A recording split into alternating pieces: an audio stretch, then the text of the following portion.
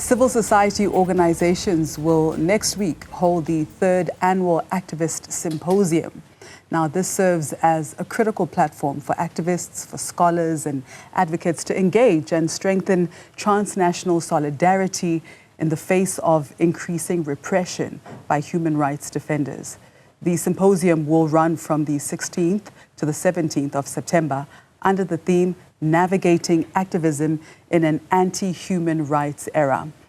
The gathering will cover challenges, the erosion of democratic freedom, and the evolving landscape of activism on the continent. And for more on this, we're joined in studio by Right2Protest project coordinator Omhle Ntshingila. Omhle, welcome to Newzroom Afrika, and thank you so much for joining us. Thank you, Mashaba, and thank you so much to inviting me, and hello to your viewers. Now, firstly, can you tell us what makes this year's Activist Symposium particularly significant given the current global climate for human rights activism? This Activist Symposium is quite essential and it's important because over the years, activists across the African continent, but the global south, haven't really had platforms to meet about discussing challenges, finding innovative ways on how to overcome the human rights situations that are facing them in their different contexts.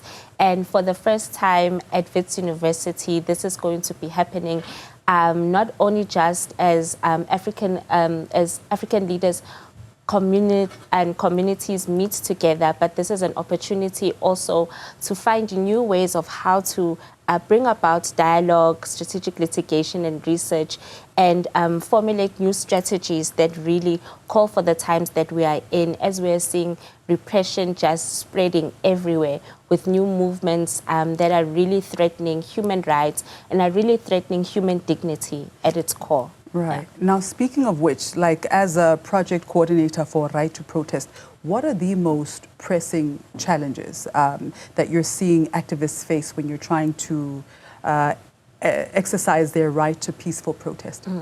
What we are seeing is a criminalization of the right to protest. So it's a criminalization of our rights. It's a criminalization of us practicing our rights in its different forms. And what we've seen is that it's not only just the excessive use of force by police or private security, but it's really just the threatening of life and the right to life. We are seeing quite a lot of protest-related deaths and injuries, actually even minors on our streets. And not only just our streets, but we've seen in Mozambique, we've seen in Nigeria, we've seen in Kenya, so many people die during protest. And this is most of the time peaceful protest. And we really want to change the narrative around why people are protesting. There's a huge divide when it comes to inequality. There's bad governance, corruption. People just don't wake up and decide to protest, but it's really the conditions of their lives and their situations and their political situations that push them to the streets and want them to seek accountability from the powers that be. Now, you know, the symposium mentions 4 key themes, right? So it's anti-democracy, misinformation, austerity, and South-to-South solidarity. Which of these poses the greatest threat right now? I would say all of them, all of them, but most of it is misinformation and AI. This is really growing at a pace that no one really understands. Scholars don't understand it, governments don't understand it. And us as activists, we really want to ensure that we are not left behind, and that we use AI to our benefit in promoting human rights. It's in ensuring that we are not left behind in the narrative, but it also in combating, you know, narratives with misinformation that are very harmful towards human rights defenders and towards just human rights in its all. So we want to ensure that in our work, hence why South-to-South solidarity is included there, that what we say in the global south is coherent, it's concise, but we are also in alignment with each other as activists across the global south. A big part of the conversation is, of course, the use of force by the authorities that be. Is this something that you are intentional about addressing within the symposium? Yes, yes. We will be having a panel actually around elections, democracy and protest, where young people will really tell us their experiences on the ground, but not only their experiences, but also give us solutions. What can we do better to incubate dialogue between police, private security, governments and activists? What can we do better to improve policing during protests in our country? So I think what is so significant about the Activist Symposium that we not only bring challenges and different dialogues on the table, but we also want to bring innovative solutions that scholars can take, governments can take, but civil society can also take from as well. What are some of those innovative solutions, if you can just talk us through that? So one of the things that I think has been great from one of our partners is Civicus. They do quite amazing work in terms of digital tracking of promises between governments has made from one election year to another. How far are we? And it's a system that was created by youth. It's called the Digital Tracker, and it tracks and it brings in not only just accountability, but it also shows governments where are they lacking, what are the gaps, and where can they get from society to fill in those gaps. So such things are very important. It includes technology, but it also includes, giving space to youth to create platforms for themselves and for the future that really speak to accountability in our different nations. Now, you've spoken about the importance of solidarity and partnerships. What does effective solidarity look like, especially like in practice across such diverse contexts on the continent? So I just want to say that solidarity is not new.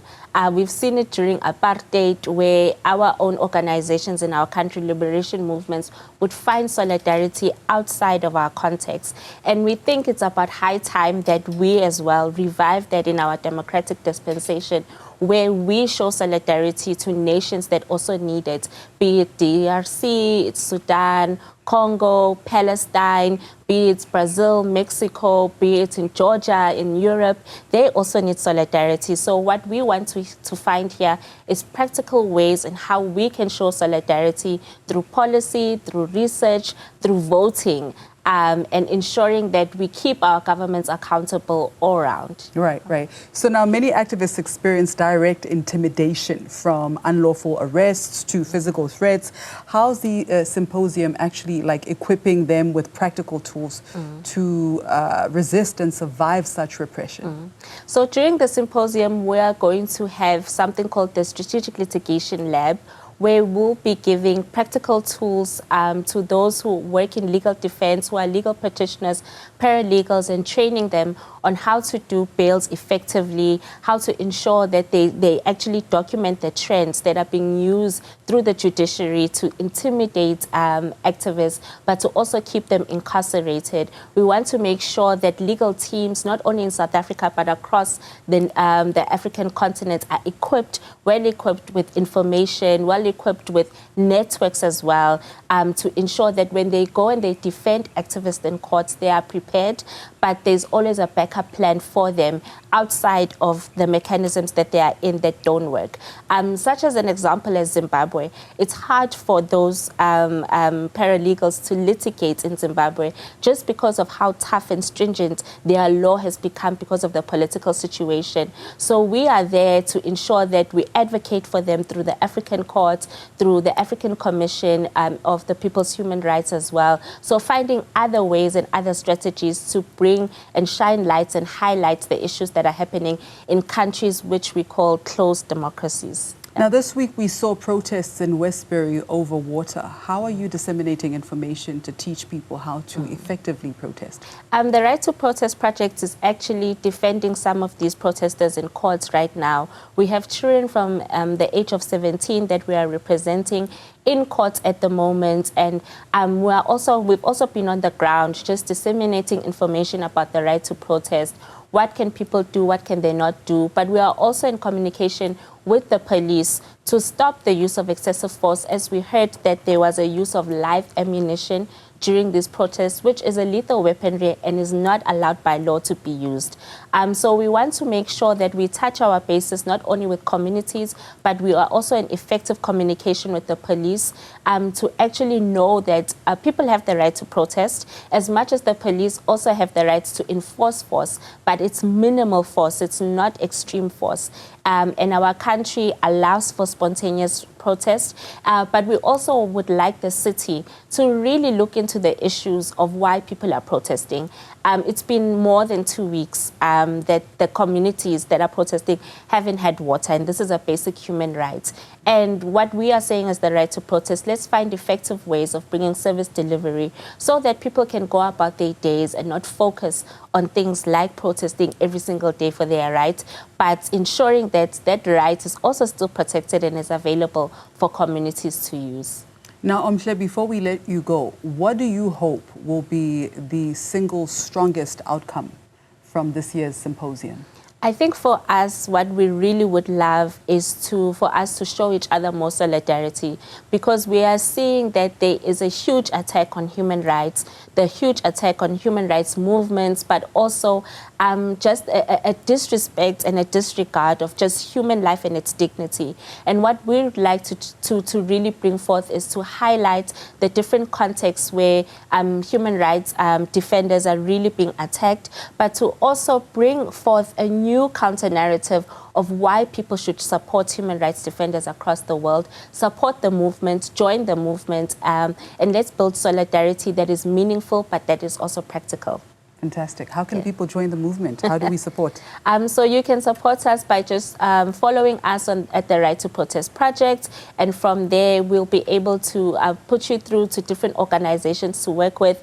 There are people working on environmental rights, digital rights, people working on health, women's rights, gender, GBV. It's not just the Right2Protest, it's a huge movement.